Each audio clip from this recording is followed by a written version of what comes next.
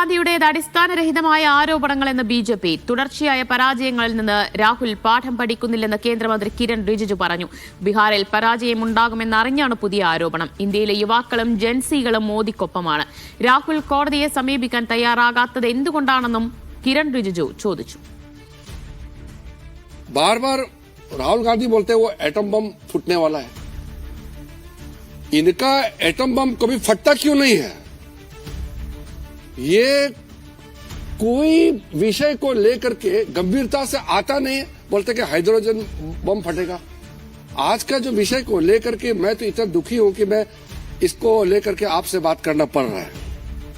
और प्रॉब्लम सिर्फ राहुल गांधी में है. कांग्रेस पार्टी में भी बहुत लोग अभी दुखी हैं.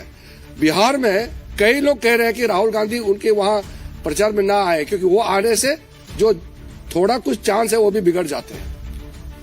आपने देखा होगा वो आरजेडी के नेता भी कभी भी राहुल गांधी का लाइन का बात करता ही नहीं है, क्योंकि राहुल गांधी दुनिया भर का नाम सना बात करते हैं तो वो लोगों से कोई कनेक्ट होता नहीं है.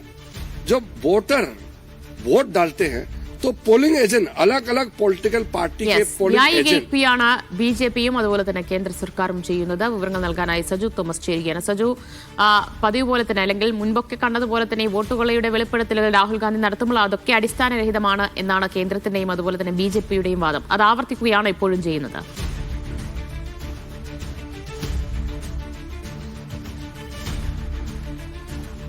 രാഹുൽ ഗാന്ധി ഉന്നയിച്ച വോട്ടുകൊള്ള ആരോപണവുമായി ബന്ധപ്പെട്ട് കേന്ദ്ര സർക്കാരിനെതിരെ അതോടൊപ്പം തന്നെ തെരഞ്ഞെടുപ്പ് കമ്മീഷനെതിരെയും രാഹുൽ ഗാന്ധി ഉന്നയിച്ച ആരോപണങ്ങൾ തെരഞ്ഞെടുപ്പ് കമ്മീഷന്റെ ഭാഗത്തുനിന്നുണ്ടാകുന്ന മറുപടിയേക്കാൾ വേഗത്തിലാണ് ഇപ്പോൾ ബിജെപിയുടെ നേതാക്കളും കേന്ദ്രമന്ത്രി കൂടിയായ കിരൺ റിജിജു രംഗത്ത് വന്ന് അദ്ദേഹം വിമർശിച്ചിരിക്കുന്നത്. രാഹുൽ ഗാന്ധിയുടെ ആരോപണങ്ങൾ അടിസ്ഥാനരഹിതമാണെന്ന് അദ്ദേഹം പറഞ്ഞത്. കേന്ദ്ര തെരഞ്ഞെടുപ്പ് കമ്മീഷനും സമാനമായിട്ടുള്ള മറുപടിയാണ് നൽകിയത്. മുൻപും രാഹുൽ ഗാന്ധി ആലന്ദിലെയും അതോടൊപ്പം തന്നെ മഹാദേവപുരയിലെയും ആരോപണങ്ങൾ ഉയർത്തിയപ്പോഴും സമാനമായ ചില മറുപടികൾ സാമൂഹ്യ മാധ്യമങ്ങളോട് പങ്കുവയ്ക്കുകയായിരുന്നു തെരഞ്ഞെടുപ്പ് കമ്മീഷൻ. അതിനുശേഷം 9 ദിവസങ്ങൾക്ക് ശേഷമാണ് ഒരു വാർത്താസമ്മേളനം നടത്തി ഇത്തരം ആരോപണങ്ങളെ ചെറുത്തു നിൽക്കാൻ വേണ്ടി വാർത്താസമ്മേളനം കേന്ദ്ര തെരഞ്ഞെടുപ്പ് കമ്മീഷനും വിളിച്ചുകൂട്ടിയത്. എന്തായാലും ഇതിപ്പോൾ ആദ്യമേ ഇതൊരു പ്രതികരണമായി എത്തിയത് ഇപ്പോൾ ബിജെപിയാണ്. കേന്ദ്രമന്ത്രി കിരൺ റിജിജുവാണ്. രാഹുൽ ഗാന്ധിയുടെ ആരോപണം അടിസ്ഥാനരഹിതമാണെന്ന് അദ്ദേഹം പറയുന്നത്. പ്രത്യേകിച്ച് പരാജയപ്പെടുന്ന ഇടങ്ങളിലെല്ലാം തന്നെ കോൺഗ്രസും രാഹുൽ ഗാന്ധിയും ഇത്തരം ആരോപണങ്ങൾ ഉന്നയിക്കുന്നു. EVM-നെ പഴിച്ചായിരുന്നു. പക്ഷേ വിജയിക്കുന്ന ഇടങ്ങളിൽ അവർ തെരഞ്ഞെടുപ്പ് കമ്മീഷനെതിരെ യാതൊരു ആരോപണവും ഉന്നയിക്കുന്നില്ല. ഇന്ത്യയിലെ യുവാക്കളും ജൻസികളും മോദിക്കൊപ്പമാണെന്നും രാഹുൽ ഗാന്ധി എന്തുകൊണ്ട് ഇതൊരു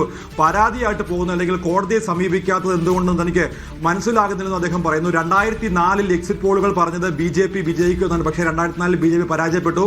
എന്നാൽ രാഹുൽ ഗാന്ധി ഉന്നയിക്കുന്ന ആരോപണങ്ങൾ എക്സിറ്റ് പോളുകളെ വെച്ചാണോ, എക്സിറ്റ് പോളുകളുടെ ജയപരാജയങ്ങൾ മാത്രമാണോ രാഹുൽ ഗാന്ധി മുന്നിൽ കാണുന്നത് എന്നുള്ള ചില ചോദ്യങ്ങളും കൂടി അദ്ദേഹം മുന്നോട്ട് വെച്ചിരിക്കുകയാണ്. പ്രത്യേകിച്ച് BLOമാർ എന്തുകൊണ്ട് പരിശോധന നടത്തിയില്ല? വോട്ടർ പട്ടികയിൽ ആവർത്തനം ഒരു പേര് പലതവണ ഉണ്ടെങ്കിൽ അതിന്റെ ആവർത്തനം എന്തുകൊണ്ട് BLOമാർ കണ്ടെത്തി പരാജയപ്പെട്ടില്ല എന്നുള്ള ഒരു ആരോപണവും അദ്ദേഹം ചോദിക്കുകയാണ്. സമാനമായി തന്നെയാണ് തെരഞ്ഞെടുപ്പ് കമ്മീഷൻ ചോദിച്ചിരിക്കുന്നത്. ഹരിയാനയിലും ബീഹാറിലുമൊക്കെയും കോൺഗ്രസിന്റെ BLOമാർ ഇത്തരം ഇരട്ടിപ്പുകൾ എന്തുകൊണ്ട് കണ്ടെത്തിയില്ല? വോട്ടെടുപ്പിന് മുൻപ് തന്നെ എന്തുകൊണ്ട് ഹരിയാനയിൽ ഇത് കോൺഗ്രസ് ഇത് നേരത്തെ ബോധ്യപ്പെടുത്തിയില്ല എന്നുള്ള ചില ആരോപണങ്ങൾ കൂടിയാണ് ഇപ്പോൾ കേന്ദ്ര തെരഞ്ഞെടുപ്പ് കമ്മീഷനൊപ്പം BJP നേതാക്കൾ പറയുന്നത്. രാഹുൽ ഗാന്ധിയുടെ ആരോപണങ്ങൾ ഇപ്പോഴും നിലനിൽക്കുകയാണ്. അതിൽ കൃത്യമായിട്ട് മറുപടി പറയാൻ ഇപ്പോൾ BJPക്കോ അല്ലെങ്കിൽ കേന്ദ്ര സർക്കാരിനോ തെരഞ്ഞെടുപ്പ് കമ്മീഷനോ സാധിക്കാത്ത ഒരു സാഹചര്യം